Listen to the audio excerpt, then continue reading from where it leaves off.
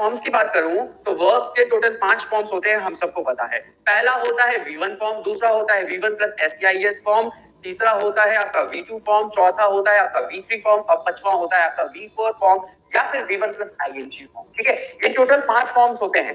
ठीक, अब V1 को ही हम लोग बेस फॉर्म ऑफ वर्ब कहते हैं। V1 को ही हम लोग क्या कहते हैं sir? Base form of verb कहते हैं।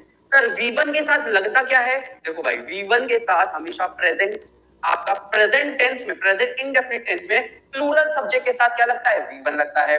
अगर V1 प्लस SEIS की बात करें, यानी वर्ब के साथ SEIS लग जाए, तो वो किसके साथ लगता है सर? वो सिंगुलर सब्जेक्ट के साथ लगता है, लेकिन प्रेजेंट टेंस में लगता है। प्रेजेंट टेंस में प्लूरल सब्जेक्ट के साथ क्या लगेगा सर? V1 लगेगा। प्रेजेंट टेंस में सिंगुलर सब्जेक्ट के साथ क्या लगेगा? V1 प्लस SEIS लगेगा। जैसे मैंने बोला राम, राम, तो राम के साथ में गो लिखूं या गोज लिखूं? तो आप बोलोगे सर राम के साथ तो गोज आएगा। लेकिन अगर मैं कहूं दे, तो दे के साथ में गो लिखूं या गोज लिखूं? तो अब की बार आप बोलोगे सर दे के साथ तो भैया आपका गो ही लगेगा, है या नहीं? तो वही मैंने आपको बताया कि अगर V1 है, अगर आपका वर्ब का फर्स्ट फॉर्म है तो प्लूरल सब्जेक्ट के साथ लगेगा, और वर्ब का फर्स्ट फॉर्म के साथ SEIS लगा है तो वो सिंगुलर सब्जेक्ट के साथ लगेगा, लेकिन प्रेजेंट टेंस में। ठीक, उसके बाद जब हम आए थर्ड फॉर्म पे, यानी कि वर्ब के सेकंड फॉर्म, वर्ब का एक्चुअली में सेकंड फॉर्म है वो। ठीक, तो वो किसके साथ लगता है? तो भाई आपको पता है वर्ब का सेकंड फॉर्म हमेशा ही हमेशा पास्ट टेंस के साथ लगता है। पास्ट टेंस हमेशा शो करता है कि ये वर्ब का सेकंड फॉर्म है। भाई V2 अगर कहीं दिख जाए तो सेंटेंस हमेशा आपका किसमें होगा? पास्ट टेंस में होगा। ये बात याद रखिएगा, चाहे वो पास्ट इंडेफिनिट में हो, चाहे पास्ट कंटीन्यूअस हो, चाहे पास्ट परफेक्ट हो। धीरे धीरे मैं समझाऊंगा कि कहां पे है कहां नहीं है। ठीक है, तो V2 मतलब पास्ट, V1 प्लस SEIS मतलब प्रेजेंट, V3 सर V3 कब आता है? तो याद रखना सर V3 हमेशा परफेक्ट टेंस में आता है। अगर टेंस को परफेक्ट करना हो तो V3 का यूज करते हैं, जो अभी हम लोग ने पीछे परफेक्ट देखा था। ठीक है, तो V3 मतलब परफेक्ट, और V4 या फिर V1 प्लस ING, V4 या फिर V1 प्लस ING मतलब कि sentence continuous, V1 plus ING मतलब कि कंटीन्यूअस एक्शन, कंटीन्यूअस एक्शन। ठीक है, तो हमने ये समझा कि सर वर्ब के होते हैं 5 फॉर्म, V1 और V1 प्लस SEIS, ये दो कहां आते हैं? प्रेजेंट टेंस में। V2 कहां आता है सर? ये पास्ट टेंस में आता है। V3 कहां आता है सर? ये परफेक्ट में आता है। और V4 या फिर V1 प्लस ING कहां आता है? ये कंटीन्यूअस में आता है। इतनी बात बस दिमाग में रख लो, और कुछ भी नहीं है, बात ही पूरा टेंस क्लियर करवा दूंगा, बस इतनी बात समझ लेना। फिर से एक बार बोल देता हूं भाई, ठीक है? अच्छा, तो फिर से एक बार बोल देता हूं, प्रेजेंट मतलब क्या? V1 या फिर V1 plus SEIS, plural subject के साथ V1, सिंगुलर सब्जेक्ट के साथ V1 प्लस SEIS। V2 कहां आएगा सर? पास्ट टेंस में आएगा। V3 कहां आएगा सर? परफेक्ट में आएगा, चाहे प्रेजेंट परफेक्ट, चाहे पास्ट परफेक्ट, चाहे फ्यूचर परफेक्ट। और V4 या फिर V1 प्लस ING कहां आएगा सर? कंटीन्यूअस टेंस में आएगा। तो इतनी बात हम लोगों ने समझा था। फिर मैंने कुछ वर्ब्स के एग्जांपल लिए थे, जैसे मैंने एक एग्जांपल लिया गो। गो का बेस फॉर्म क्या है, या फिर गो का V1 फॉर्म क्या है? तो याद रखना वो तो गो ही होता है, गो का V1 तो गो ही होगा।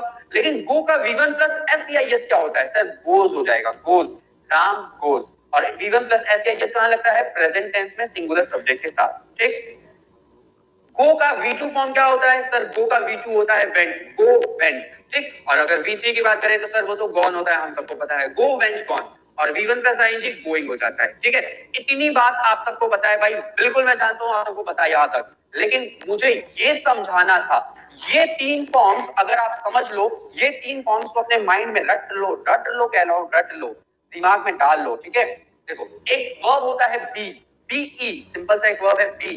बी का बेस फॉर्म, बी का बेस फॉर्म क्या होता है सर? बी होता है, याद रखना। बी का बेस फॉर्म क्या होता है? तो बी का base form of verb be ही होता है, बी होता है। ठीक है, बेस फॉर्म। ठीक है, अब इसके हम आते हैं सर V1 फॉर्म पे। तो भाई V1 क्या होता है सर? V1 होता है M और R, ये प्लूरल सब्जेक्ट के साथ लगता है। M किसके साथ लगता है? M तो सर I के साथ लगता है, लेकिन R किसके साथ सर? प्लूरल सब्जेक्ट के साथ लगता है। ठीक है, प्रेजेंट कंटीन्यूअस में V5 होता है। देखो संदीप, कई लोग उसको V5 बोल देते हैं, जैसे ये V4 मैंने बोला, कई लोग इसको V5 भी बोल देते हैं। तो इससे मत घबराओ, आपका क्या होता है ये मत जान जाओ। V1 plus SEIS, V2 V3 और V4 की जगह V5 भी कई लोग बोल देते हैं। कई लोग इसको ही V2 बोलते हैं, कई लोग इसको V4 भी बोल देते हैं। तो ये चीजें मत रखो ध्यान में, बस इतना ध्यान रखिए कि कैसे होते हैं वर्ब। एक वर्ब ऐसा होता है जो इसका खाली बेस फॉर्म होता है, यानी कि V1 फॉर्म। एक वर्ब ऐसा होता है जिसका V1 के साथ S या ES लग जाता है, जो कि सिंगुलर सब्जेक्ट के साथ लगता है। एक V2 होता है, एक V3 होता है और एक V1 प्लस ING फॉर्म होता है। टोटल ये 5 फॉर्म्स होते हैं वर्ब के। ठीक है, चलो अब मैंने यही बताने की अब मैंने यही बताने की कोशिश कर रहा था कि सर बी एक वर्ब होता है जिसका बेस फॉर्म बीई होता है। ये देखो बेस फॉर्म लिखा है गो, ये बेस फॉर्म लिखा है बीई, लेकिन इसके अगर हम V1 की बात करें तो इसका V1 होता है M और R। M किसके साथ लगता है? I के साथ। R किसके साथ लगता है सर? प्लूरल सब्जेक्ट के साथ। जैसे मैंने बोला यू आर ए स्टूडेंट, भाई मैं तुमको बोल रहा हूँ, अरे हाँ भाई तुम्ही को बोल रहा हूँ, यू आर ए स्टूडेंट, तो भाई ये आर कहाँ लगा सर? यू के साथ लगा। यू यहाँ एक की ज्यादा, तो मैंने आप सबकी बात की, इसका मतलब ज्यादा है।